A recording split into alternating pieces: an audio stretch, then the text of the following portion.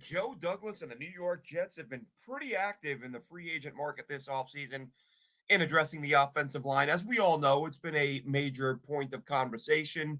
Some people love the move, some people not as happy because you have some older injury prone guys coming in, or one in particular, of course, in Tyron Smith. But there are some more options out there. Should Joe Douglas be looking there? And we will be joined at some point in the not too distant future here by Jets punter Thomas Morstead. Looking forward to that. I'm Glenn Naughton with Jet Nation Radio and JetNation.com. Be sure to log into JetNation.com where you can register and become a part of what is the most active Jets message board on the web. So as we know, the Jets have added Morgan Moses through trade with the Ravens. They signed Tyron Smith. They signed John Simpson, the guard from Baltimore. And there's been a lot of lively debate, lively discussion on whether it's the forums at Jet Nation, or I apologize for that, or whether it's been Twitter, fans arguing back and forth what the Jets should do. And there seem to be some folks who feel that if you don't want to tackle at 1 or at 10 in the first round, then you just don't want to tackle ever at any point, and there's no other way to acquire a tackle. A surprising number of people seem to strongly believe that the only way to add a tackle is with that 10th pick. I'm here to set the record straight. There are other ways to go out and get tackles. Again, we're talking about a backup tackle. That's what the Jets are in the market for, or should be in the market for at this point. And first, let's get out of the way the fact that, and we've heard it from Zach Rosenblatt. We've discussed it. The Jets are apparently high on Carter Warren. I get why they would be, but I also understand those who are concerned because he's so unproven. Do you want to turn the left tackle job over to him if Aaron Rodgers is your quarterback and you were to lose Tyron Smith? I think the Jets at this point would still like to add a body, and I think they will, and I think they might look at the draft and free agency. But let's say hypothetically the Jets want to look at free agency. How can they go about adding another tackle now that the first wave of free agency is behind them? Is there anyone out there who can play at a good enough level for this team to win? And surprisingly, the answer to that is yes. There are several options. There are several veteran tackles who have played at a decent level. Again, you're not getting superstars at this point, but you don't need superstars because let's not forget. And we'll talk about this tonight on our show. Chris Schubert, Dylan Terman, we will be going live tonight again. And we'll be talking about the tackles on the market and about the draft and things of that nature. But there are some guys that, the first guy that came to mind once they signed Tyron Smith, for me anyway, was David Bakhtiari, right? He's a guy that I was completely against that. I did not want Bakhtiari in here. I thought that would be a foolish move. But that was with Bakhtiari as a starter. If his relationship with Aaron Rodgers and his lack of a huge market for his services is enough to make him say, you know what, maybe not trying to be a 17 game guy and getting to play with Aaron and getting to play in a major market. And let's face it, if you add him, you're increasing your chances that much more of being a legitimate, deep playoff run type of team. So you're going to win a lot of games. You're going to play with a guy who is a very close friend. So Bakhtiari as a backup, I would consider.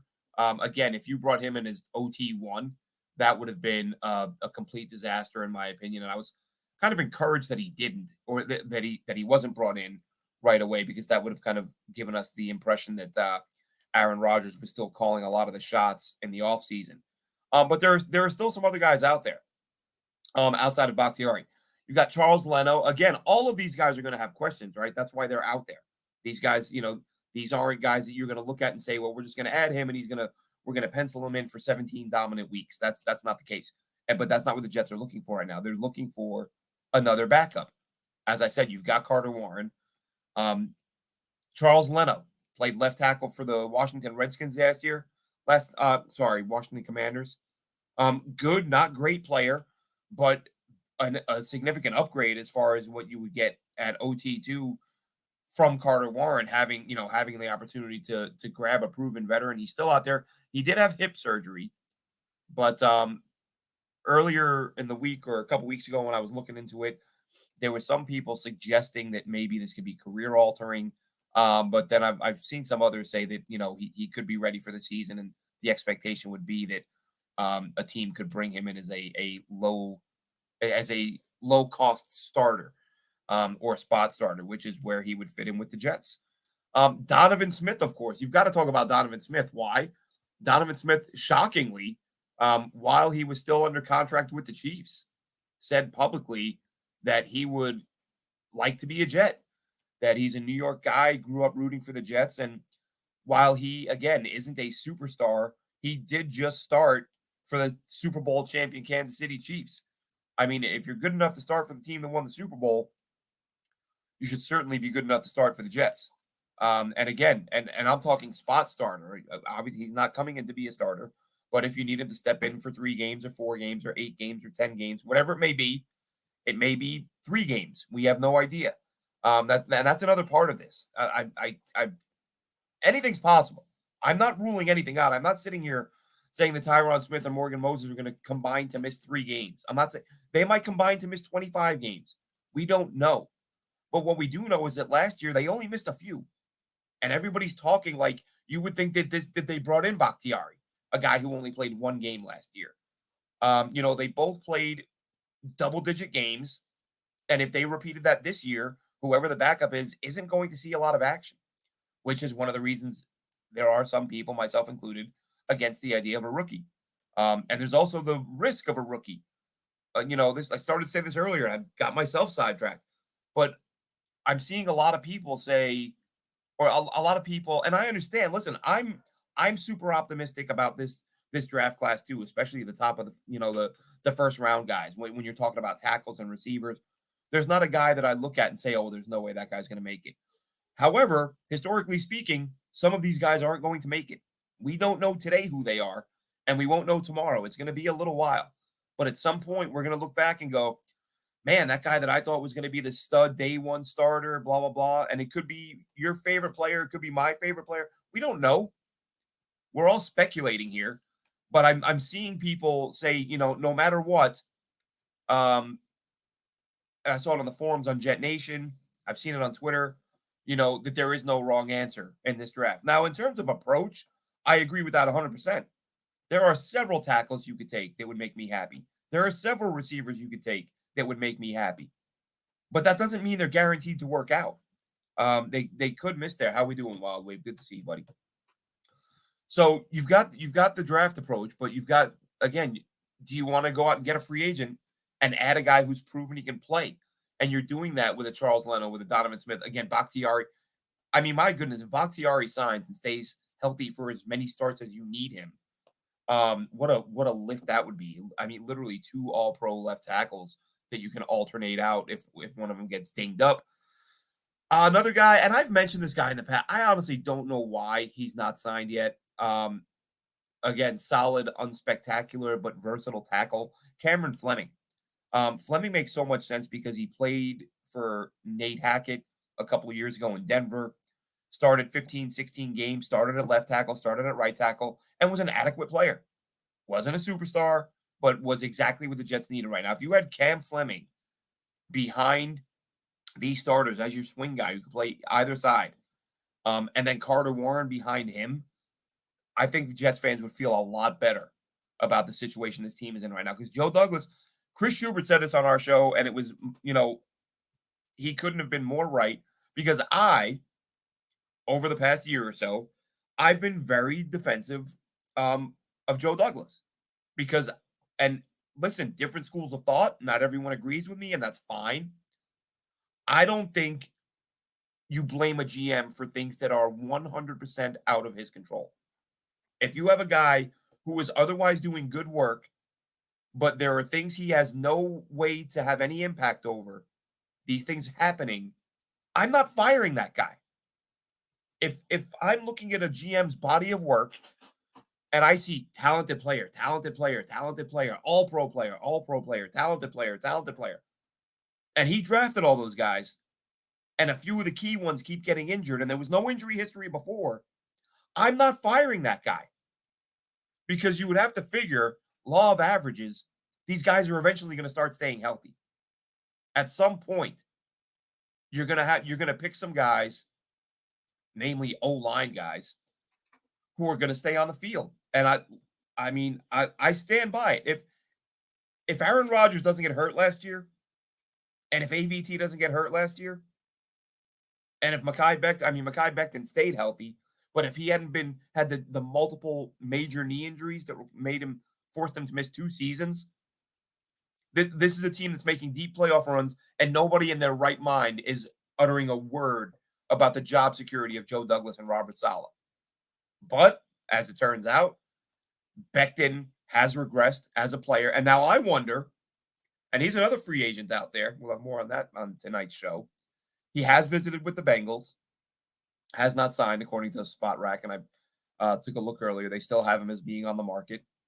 So Becton is a guy as a free agent. I mean, I think the Jets, and I talked about this at the time when he did that Newsday story to start this season. I thought that was a big mistake. I thought whoever advised him on that did a really bad job, and the team probably did want to move on. But there are those who have, and myself included, who have asked, is there a path to Mekhi Becton returning? But Becton, again, the injuries, I don't think he would have regressed the way he did if not for the injuries. And now, if you look at it, the last couple of years, he has spent the offseason rehabbing and just trying to get into football shape. Now he's not rehabbing from an injury. 100% of his focus this year can be playing football. And then he'll, presumably be playing. Put it this way. I'm very curious to see how Mekhi Becton plays next year. An offseason to focus on football and presumably playing for a better O-line coach, which we can get into that a little bit as well. We actually discussed that the other day. The Keith Carter thing, Robert Saleh acknowledged the fact that there are some, how should we say it, communication issues with Keith Carter. The messaging gets lost in the tone was the way Robert Saleh said it, which to me sounded like a nice way of saying Keith's not really great at talking to people, conveying a message, which is a big part of coaching. If you don't know how to get your message across or how to talk to players, you're going to have a hard time. But Saleh says that Carter is working on that. But those are some potential pieces for Keith Carter if Joe Douglas opts. And, as far as salary cap, the Jets don't have a lot of cap room. But they could still. And I mean, I would expect at some point maybe new contracts and I'm not talking about reworking a deal. I'm talking about rip up the current ones, give new contracts to somebody like a DJ Reed or a John Franklin Myers. Those guys combined for roughly $32 million in cap space this season. Now, if you're going to keep them around beyond this year, they're both young enough. They've got high quality years left. This isn't a situation where you have a guy who's 37, 38, and you're sort of pushing well to the point where you're expecting a big drop off in the near future. These guys should both play at a high level for a while, and that if they wanted to make a move, there are some things they could do. I would imagine those would be two of the first things they would look at is let's go ahead and look at John Franklin Myers, and let's go ahead and look at DJ Reed. Two quality performers. John Franklin Myers, to me, underrated player on this defense. He's a guy who plays well inside. He plays well outside. So, having that versatility and having the ability to impact the game no matter where you're lining up. I see people say all the time that he's overpaid, and I think this is the love affair with sacks. And if people don't see sacks, they just assume you're not good. They assume you're not impacting the game. I don't know how many times this season I saw people say Quinnen Williams was overpaid because his sack numbers were down. Did anyone notice everyone around him was putting up some of their best sack numbers ever? Whether it was Quentin Jefferson or Bryce Huff or Jermaine Johnson, like these guys, as Huff and Johnson saw more action from the previous year, and you bring in Quentin Jefferson, all of a sudden everybody's eating and everyone's getting to the quarterback. And a lot of it was due to the way Quinnen Williams was playing and the way teams were approaching and trying to slow him down. So just looking at the box score and telling me, John Franklin Myers or Quinnen Williams, they're down year. They're not having an impact. There are other ways to impact the football game other than sacks. I get it. Sacks get you your fantasy football points. They make the highlight reels. They get you paid. I understand all that. But that doesn't mean that having a guy who's not logging a ton of sacks doesn't mean he's not being productive. And John Franklin Myers, you can pencil him in for 50 pressures every season, and there is value in that. Whether people realize it or not, you just fans get obsessed with watching the football, and they want to watch points and big catches and big runs, and they don't notice that on that incomplete pass, they don't realize it was an incomplete pass because John Franklin Myers was breathing down somebody's neck, or Quinnen Williams, or whoever. So value there in John Franklin Myers takes too much heat from Jets fans, as far as I'm concerned. I've seen some people say, "Oh, look at his cap number, just cut him." No, don't cut him. You rework his deal and keep him around as a valuable piece of this defense. You had Jadeveon Clowney to this group, and I think one area where we haven't talked about it enough, and it will be the case even more so if you bring in Jadeveon Clowney. The Jets have added some pieces in the middle of this defense that's going to help them improve against the run, and which reminds me of a topic that we'll probably bring up tonight on tonight's show. I tweeted it out yesterday. I put it in the forums on jetnation.com yesterday, and in thinking back to Joe Douglas's comments about the flexibility the Jets have created for themselves in the draft, and we've all talked about this, right? You address as many needs as possible so that when the draft rolls around, you've got ultimate flexibility. You're not pressing to add one position any more than another. And I listened to a pod the other day, a draft pod, and they mocked Byron Murphy to the Jets at 10. My initial thought was there is no way you're going defense. And I've had this happen in years past, where you hear a mock draft or you hear a perspective where you think, "Oh my God, there's no way they can do that. There's no way they're doing that." But then you stop and think, what if they did do that? What would it mean for this team? And to me, pairing a Byron Murphy with a Quinnen Williams, and again, this is not the move I'm saying I want. I'm not saying, yeah, the Jets should be going out and drafting a DT. That's not what I'm saying. I'm saying if they were to draft a DT, a guy like Byron Murphy, wild way if you like him. And listen, anyone who's watched him should like him. Rick Spielman, who I reference Rick a fair bit now because he's got a great draft pod with Ryan Wilson. I tune into that quite a bit. And they weren't saying Byron Murphy was Aaron Donald, but they were commenting on basically parts of his game remind you of Aaron Donald. Like just saying that about a player. So imagine taking a guy who is projected to be an elite, high-level interior defensive lineman on the cheap, who's got youth, going to be around for a while. I would have a very difficult time being angry about him playing next to Quinnen Williams on Sundays. I mean, they just be collapsing pockets left and right. It would be a surprise pick. It wouldn't be my first choice, but I would have a hard time looking at a pick like that and saying, "Oh my God, why in the world did they do that?" I would understand why they did that. That being said, I think it's got to be offense. I think it's got to be offensive playmaker. I think it's got to be a receiver or Bowers. Could it be a tackle? I would say highly unlikely, but I would also say Joe Douglas loves his O-line. And Joe Douglas showed us last year he will draft a player that he doesn't plan on playing, or at least he doesn't plan on playing more than a handful of snaps, as we saw last year with Will McDonald. So I don't know that I would say it's the best direction for this team to take. If you're going to go 2 years in a row with a guy who's hardly going to play, and it's a matter of, are these guys going to, if they take a tackle, will the tackle play? Of course, I would expect them to play. But taking a player who the team is essentially hoping does not play and could be in a situation where they don't play, that's what makes it different. Whether it's, if you follow me on Twitter, you see me going at it with people over Bowers, but even whether it's a receiver or Bowers, doesn't matter. Anyone you take, because, people say to me, what if Bowers is a bust? All right, what if tackle is a bust?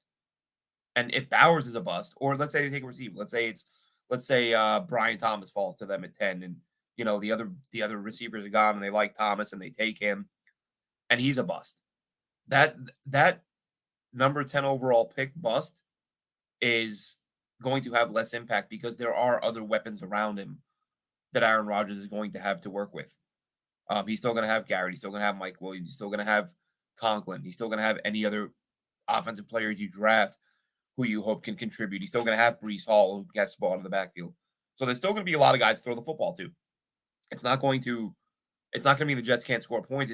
I just feel like another weapon here, whether it's Bowers or Malik Neighbors or Brian Thomas, I think another player of that caliber can elevate this offense from what right now should be very good to possibly being special.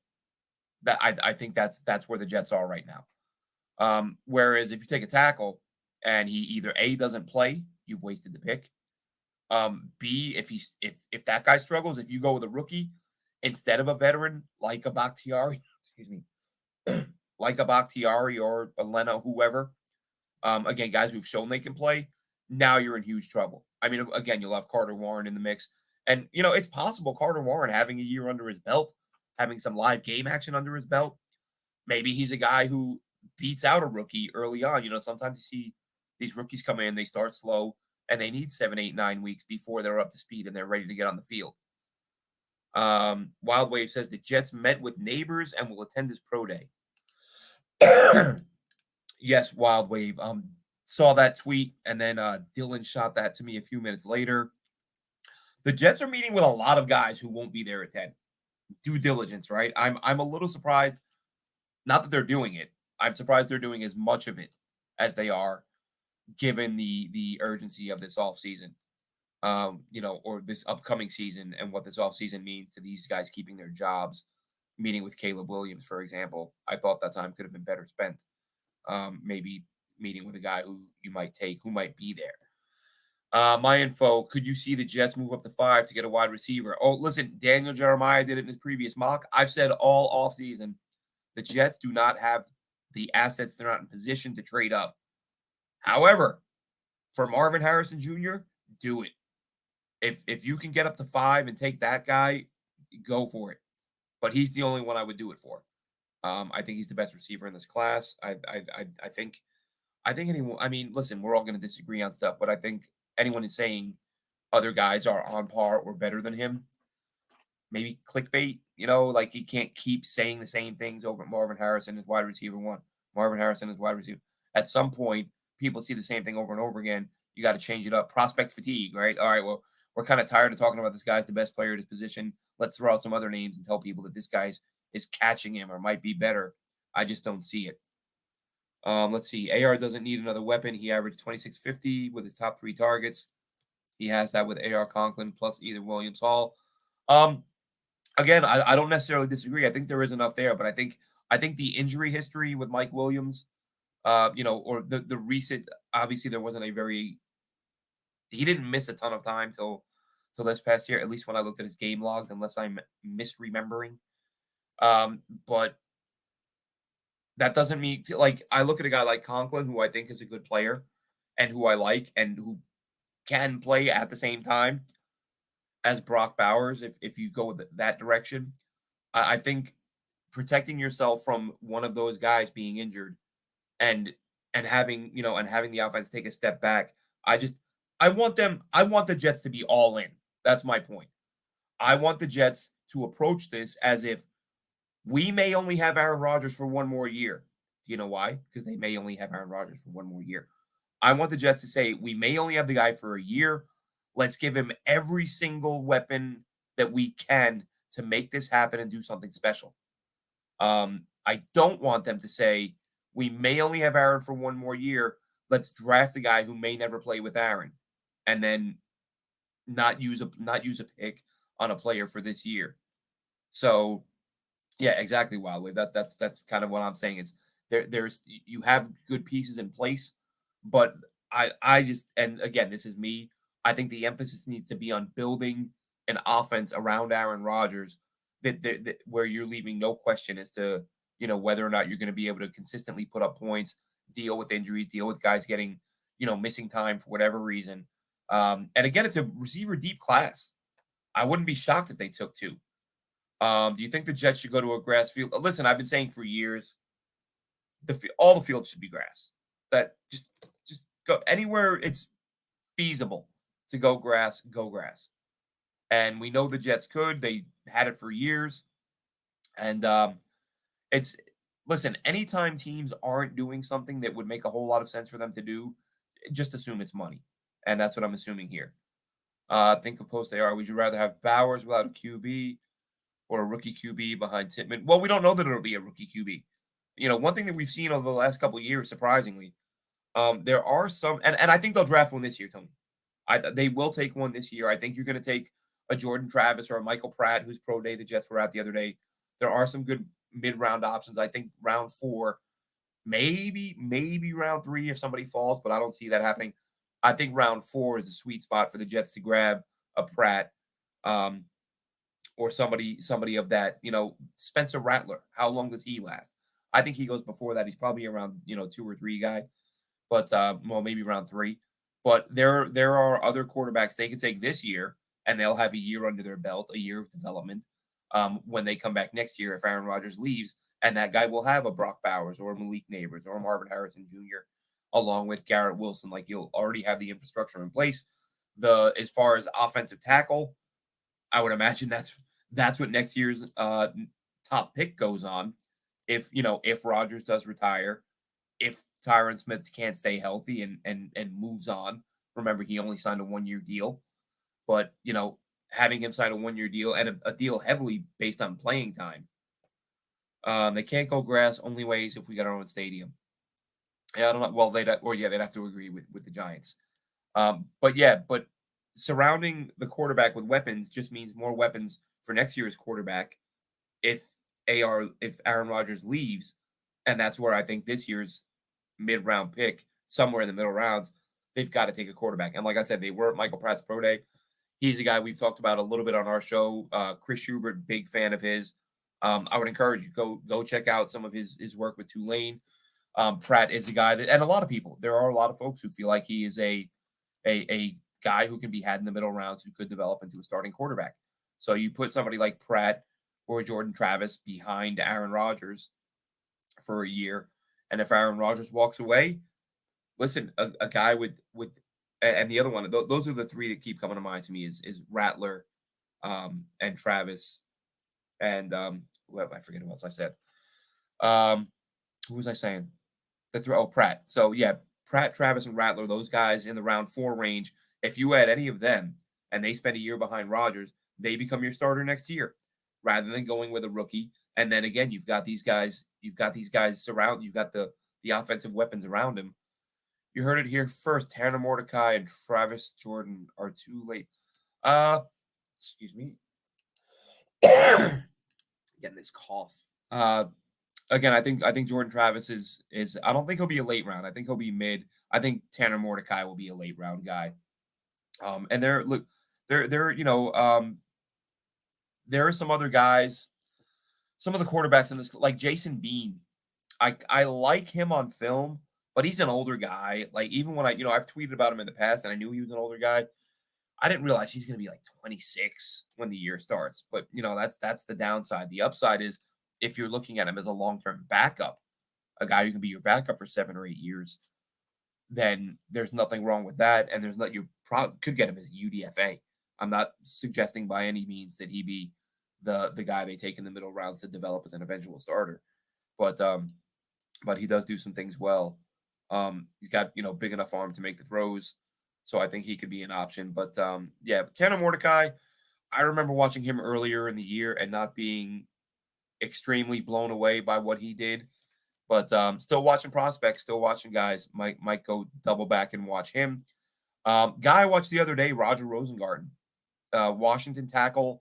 Now, look, he played right tackle at Washington, but we all know they had a ridiculously talented offensive line. So he's athletically, you look at him athletically, his athletic profile, it shows up on film. You look at his relative athletic score, which was in the 9.8s, I believe, 9.7s, 9.8s. So elite athletic traits. Plays really aggressive.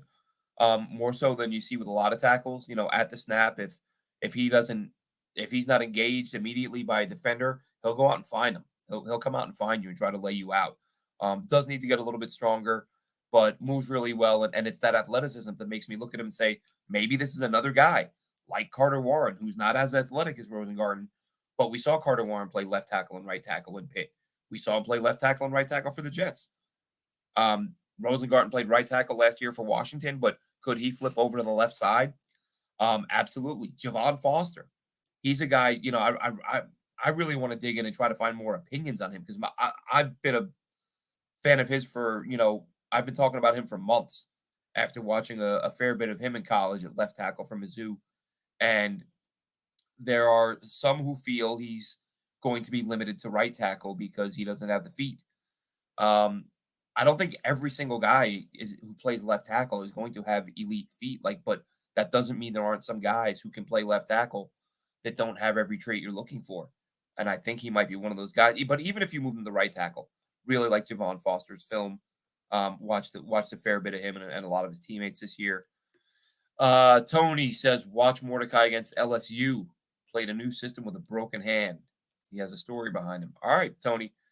I might watch some Mordecai a little bit later on today. Still, like I said, between now and the draft, we're about a month away from the draft, 30, 31 days, whatever it is. So we're going to be watching film consistently. We have been for months, really, but we're going to keep that up, try to be as up to speed on as many prospects as possible. We've really, because of the John Simpson move and knowing AVT is going to be inside, we haven't talked a lot about the interior guys in this draft in a little while, but we talk about trade down possibilities, right? What if a team offers the Jets, what if they can recoup a second if they move down to 17, 18, 19? And so say they do that and all the tackles are gone. Do you take a Jackson Powers Johnson? Me personally, I would have no problem with it. But I would probably prefer if they think the injury is going to help them get him there. If you can get him there, Zach Zinter from Michigan should be an option. Got dinged up. Well, not dinged up. Had a serious leg injury late in the year, but clean bill of health other than the one injury, as far as I know. But if you can get Zinter and plug him in at guard, Zinter's the type of guy. I think he's good enough. He might come in. You brought in John Simpson. You're expecting him to start. You're not paying him a ton of money. They got him for small money on short years.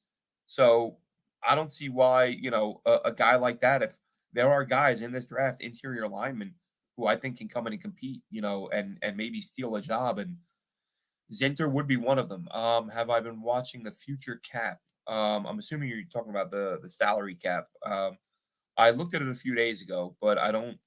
It's something you peek at from time to time, but you just don't know when teams are going to move money around and make it sort of an obsolete thing.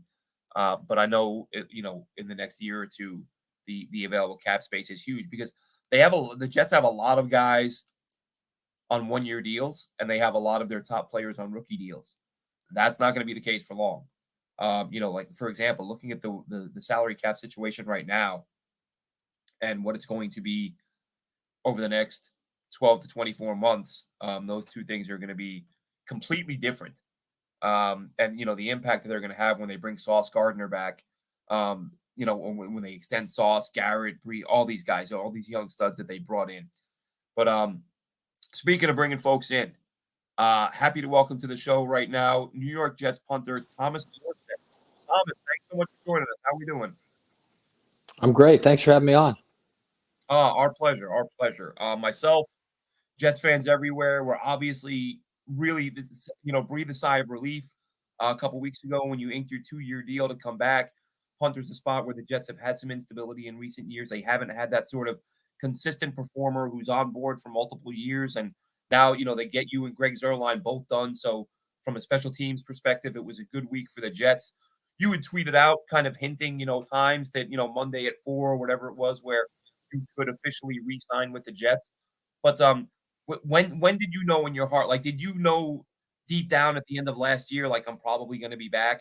Or was there some question as to whether or not a deal would get done? I think both can be true. I thought for sure I'd be back, but I've also thought that previously with other teams, and it didn't happen. So, um, yeah, I mean, I was hopeful, and I guess I've just had enough experience to know that it's kind of like trying to pick who the team's going to draft. Nobody has any idea. Everybody wants to talk about it and thinks they know, but there's only a few people that really know, and just never know how things shake out, and never know how things change. You never know who comes available in the free agent market, and yeah, so there's always a chance of things not going how you think. But I was, pretty confident that it would all work out. So Yeah, Jets fans obviously very relieved that it did. One reason I was really glad we were having you on, and we already had a few people ask. Saw your tweet about the onside kick being dead. These new rules and for the kickoff that the league has announced in recent days. What are your thoughts overall? Is it as bad as fans, as the fans believe it will be? um, I mean, look, time will tell. Time will tell. I think the frustrating part, being on the executive committee for our union, and just kind of, we're invited to the competition committee meeting every year at the combine, but I think we have one vote out of 14, so we really don't have a say, and we don't feel as included as we'd like to, or we don't feel like we have the weight that we should have in being a part of that, and doing that as a team, as a group. So it's more, I think, more of the issue that I think players have is just feeling like we're not as it's kind of more like we're just told this is the way it's going to be, and you guys figure it out, as opposed to really having some weight and clout at the table when changes are being discussed. And even on game days, one of the first things I thought of when they announced the rule change was a couple of years ago, or a year and a half ago, when I read Mike Westhoff's book Figure It Out, in which he spoke so glowingly of you. Yeah. I remember reading it at the time, and there being some questions about what the future of Braden Mann, and I remember thinking the way Mike Westhoff spoke, and listen, you didn't have to be a Jets fan. You were accomplished enough as a punter, a guy who had made plays in the Super Bowl as a punter. Fans are aware of you, but as a Jets fan, I'm thinking, as I'm reading Mike Westhoff talk about you, not just about the player, but the person, the work ethic, the knowledge. It's like you hope you can get a guy like this in here. But what I thought of in reading that book, or with that rule being passed, was how Mike Westhoff, of course, when he wrote the book, was out of the league, and said that he voiced his growing frustration with the shrinking role of a special teams coach as more and more rules were coming in and restricting what he was able to game plan. Do you, as a player, feel like your role is over the years seems to be shrinking bit by bit, and I would imagine that would be pretty frustrating. Yeah, I mean, look, anybody who is got something that one group can gain and another group can lose, and so people are always going to fight for their when they feel like they're losing some market share relative to what they do. Look, I think the changes, for instance, the new kickoff changes with touchbacks essentially being tried. They're trying to eliminate touchbacks and making more plays. Guys that play special teams are going to play. I think the league rate was 70-something% touchbacks last year. So if you think of, if you could almost think of it as like, hey, we're going to triple our kickoff return rate, or 3 to 4 exit. That's a ton more plays for special teams guys. So this, it may be something where there's a ton more emphasis put on the play and game planning, because there's going to be so many more plays that'll be had. You never know how things are going to go. I mean, I've got to imagine a team's going to have to value putting more guys that can cover kicks, and you can't just carry one returner into a game, because if you now have 10 or 12 returns in a game, guys can get dinged up, and that's a lot of plays to be out a player, especially where such big chunks of field are being gobbled up. So, there's going to be a lot of changes, and it'll be interesting, because I know special team coaches, how they operate. No one's going to want to show their cards in the preseason. So I think week 1 is going to be a little bit of chaos, because I don't know how much teams are going to show what they're really going to do. It'll be interesting. So, yeah, and one thing wanted to ask you about playing for Mike Westhoff because I had the opportunity to meet him sort of behind the scenes at covering practice a few years ago with the Jets. Yep. And the first thing, and I mean, listen, it didn't surprise me in the least. But this was when he was after his time with the Jets when he was working for SNY covering the team. Yep. But as I would have expected, Mike Westhoff was 100% the guy you see in front of the camera. Like, there's no BS. There's no, like, he's not trying to avoid hurting anyone's feelings. He's not trying to say the right thing. He's just going to say, and I loved it. I thought how refreshing that, that was my expectation meeting him. Like, Vietnam vet, he's probably this type of guy. And then you meet him and he is. He's just who he is. And I thought he must be a great guy to play for. Yeah, look, I think, I don't think there's a lot of people that are, so when it comes to how they feel about Mike. I think most people either love him or can't stand him, one or the other. One thing you can't take away from Mike is he is authentic. He is himself, and he doesn't really give a shit whether you like him or not. You're going to have to respect him, and he's going to demand a lot from you. I personally loved playing for him. We joke that Mike invented football. He invented the punt play. He invented all these different changes in the game, and but look, he was a part of a lot of that. There's some truth to all that too, as far as him being kind of one of those guys that's been super influential in the game of football. And personally, I love playing for him.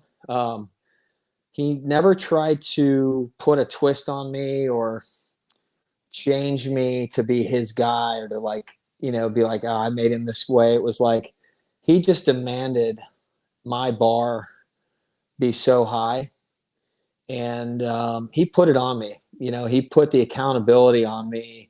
I remember I had a game that was not my best game when he was with the Saints in 2017 or 18. It was probably 17. We'd been working with each other for 6 weeks or so. He came in mid-season, and he just pulled me aside. He said, how do you think you played this past week? And I said, I was okay. He said, I thought it was bullshit. And it wasn't a bad game, but it wasn't the standard. And he didn't like that I wasn't in that moment saying, hey, it wasn't good enough. And he looked me dead in the eye and he said, dude, we're an A+ punt team when you're an A+ punter, right? We can have other guys lose their rep, get beat. And if you do your job, it doesn't matter. You are going to create for our punt team. And I expect more of you. And I know you expected it yourself. And to be in my 9th year, having my best season of my career, and him to challenge me like that, I loved it. I mean, I hated it in the moment, but I loved it. And, he's somebody I stay in touch with. When you get people around you that have unrationally high standards, that really care about you, and they're not afraid to have the conflict, that's an elite level of leadership. And I didn't take it for granted. And that's one of the reasons why I still stay in touch with him today. Really love playing for him. Yeah. And speaking of, you mentioned taking things for granted. I think that was something that really endeared you to Jets fans last year. You had that moment in the press conference where you talked about, the appreciation you had the Jets bringing you in when you were an older punter and teams weren't calling, and the Jets giving you that opportunity. I imagine, you may have been at a point where you wonder, because of my age, is the team not going to give me another shot? And, when that call does come, do you come back? Are you not so much change as a player, but is there a new perspective when you come back and you're back on the field and you think, man, I wasn't sure this day was going to come again, but here it is? Does it sort of change the way you view the game? Yeah, there's no question about it. And it's easier to have the perspective when you actually go through it. It's sometimes when you're in the hole, you don't know you're in the hole, or it's hard to see out of it. And one of my favorite movies of all time is the movie Cinderella Man, about James J. Braddock, a Jersey bull, the Bulldog of Bergen in Jersey, and there's a line in that movie that really resonates with me, and it's something effective. You know what you're fighting for now, and it's like, I knew I loved doing what I do, but until you have it taken away and you feel like it's an unfair takeaway, and you don't know if you're going to get it back, but you kind of go all in, and just to be able to live with the results at the end of the day and put yourself out there again. And it's kind of like a full circle going back to being a young guy, just begging and hoping for an opportunity. And then to get that opportunity when nothing's guaranteed, no one owes you anything. And to make the most of each of those opportunities along the way to like climb back in. I'm more proud of the last 3 years of my career from a standpoint of just hanging in there, fighting my way back in when everything was stacked against me. I mean, when you're a young player, their teams are looking for any glimmer of hope that you could be a great player, right? And when you're an older player, they're looking for any glimmer of the you falling off the cliff. And I've just seen that and experienced it now, and so I think I'm extraordinarily grateful to be back in. And at the end of the day, I mean, it happens to everybody, and nobody plays forever. But I just remember feeling like it was such an unfair way to go out because I felt like I was the player of the decade in the 2010s at my position, and to have one down season with a legitimate injury that I had overcome, but I needed the off season to get back right, and nobody would touch me with a stick. It really feels good to have kind of gotten myself back in and playing at a really elite high level again. And it's fun to compete against young kids that are, 15 years younger that should be that, on paper you could say are more talented, but I'm going out there just, slitting wrists, over and over and over and over and over again, just trying to be super, super, just super efficient. And I shouldn't have said slitting wrists, but, paper cutting people to death. You know what I'm saying? I got you. And it's just been really meaningful the last 3 years, and specifically now to be on, a nice contract and to have a little stability. It's, I hope to reward the team and the whole organization, the fans with even better play this year, and time will tell. So I'm excited about it. Okay, great. We got about 30 seconds left. One quick question. Got to ask you before you go. You, more than most players, familiar with London, having some family out here. Yeah. I was in London last weekend. I don't know if or how often you get out here. Favorite spots in London? Anytime you come out, where do you have to see? Where do you have to eat? What do you do? I'm going to disappoint you with this, but I don't have any favorite spots in London. We really don't frequent there. We go up to the farm. My family's in a village about 5 hours northeast of London. Okay, so somewhere it was London. Yeah. Well, my parents have lived in London for the past 4 years. My mom's been working out there, but we go up to the farm, and we're in the middle of nowhere in Lincolnshire. Okay. And all of the places that I'd recommend are little dive pubs that are a few miles from the house that we frequent. So we love getting over there. My grandfather specifically kind of makes me really feel like a connection to the family when I spend time with him, and it's just fun. It's a totally different world over there where they're from, and so we love getting back. We try to get back about once a year, so we love being there, and I really hope we get another UK game this year. It would be really exciting for me personally. That's what we're hoping. We're hoping Jets Jags. There was a video leaked a couple weeks ago, but I will let you go. I know you got a heart out. Thomas, thank you so much for coming on and joining us. We appreciate you giving us your time. You got it. Thanks for having me. Thank you. All right. Bye.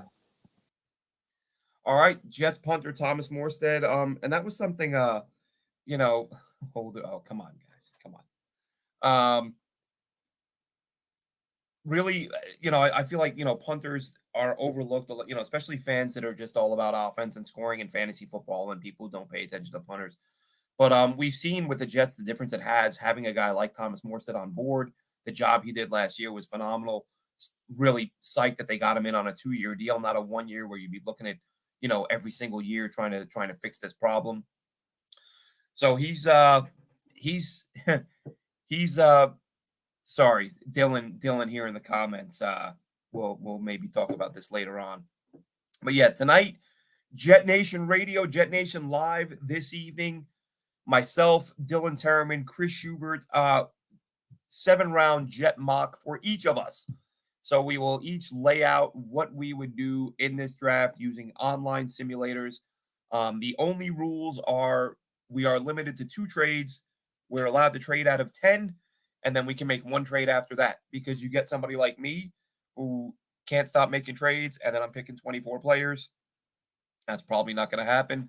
So tonight, the three of us, like I said, this one was a special one we wanted to hop on from Morstead, and it'll be a regular show this evening where we'll talk. We'll do some mocks, but we'll talk about, maybe some of the stuff I mentioned earlier, some of the available free agents who can improve this roster, and give them some, even more depth and flexibility as the draft approaches. Either way, check us out tonight, Jet Nation Live. Give us a follow on Facebook, Twitter. We will shoot out the link within hours of the show. Hop in, comment, join the conversation. Tell us which picks you love, which picks you hate. Share some of your sleepers with us. Whatever you choose to do. Have a good one, Jets fans. We'll catch you in a few hours.